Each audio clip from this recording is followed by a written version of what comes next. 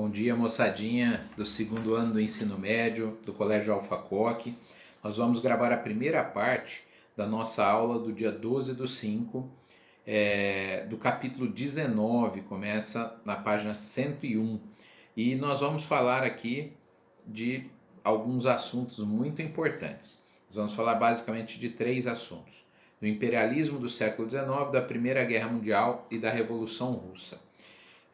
No século XIX, a maior parte, né, das colônias americanas foram se tornando independentes. Eu falo a maior parte porque, por exemplo, os Estados Unidos tinha sido ainda no século XVIII, né?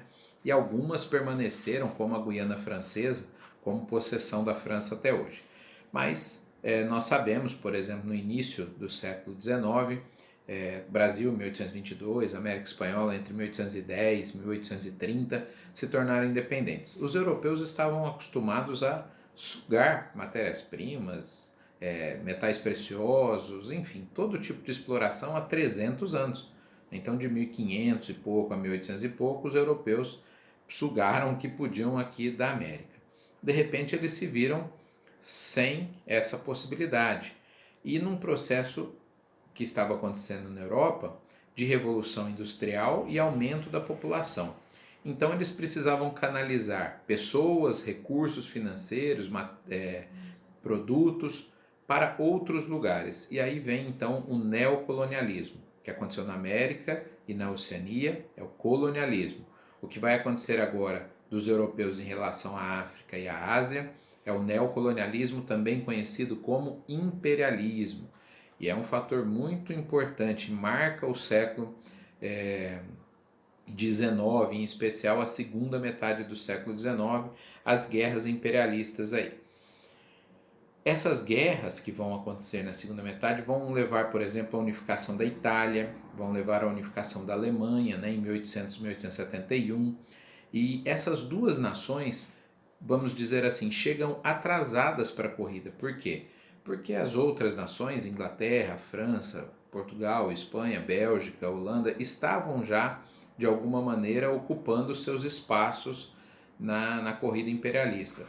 Quando a Alemanha se unifica, em especial, a Itália também, ela busca esse espaço, ela quer esse espaço vital para matérias-primas, fontes de energia, mercado consumidor, mão de obra, enfim. E ela vai bater de frente com as outras potências. Isso vai gerar conflitos que nós veremos serão a principal causa da Primeira Guerra Mundial no início do século XX.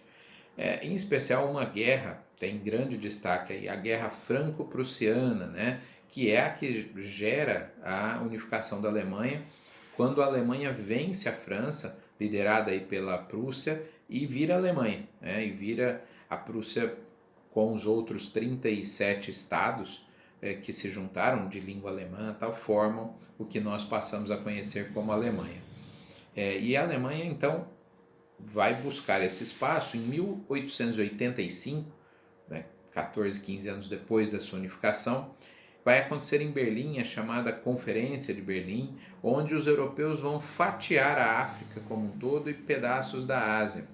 Tem uma charge na apostila, uma charge famosa, quase todos os livros de história trazem, que é uma pizza, e os europeus, né, e tem até o Japão também, tentando pegar um pedaço dessa pizza aí, porque o Japão também invadiu a China pelo outro lado ali. Então essas brigas imperialistas são muito importantes e eu vou colocar um vídeo complementar de 5 minutos e 17 sobre o imperialismo europeu no século XIX.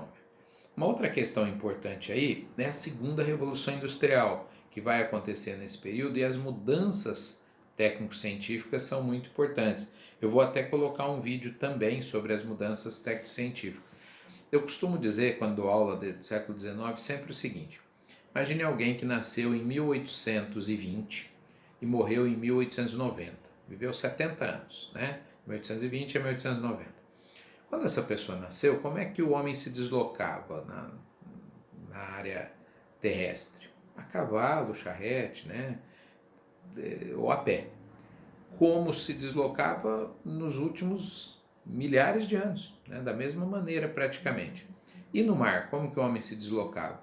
Ou com o remo, ou com o vento, né? As caravelas, por exemplo. Como também há muito tempo, se a gente vê lá filmes que retratam os gregos, eles já usavam barcos, menores é verdade, mas já usavam barcos também à vela. Então veja que passaram séculos e não tinha tido quase nenhum avanço no deslocamento ali. E na comunicação, a mesma coisa, tinha que chegar até outra pessoa para se comunicar.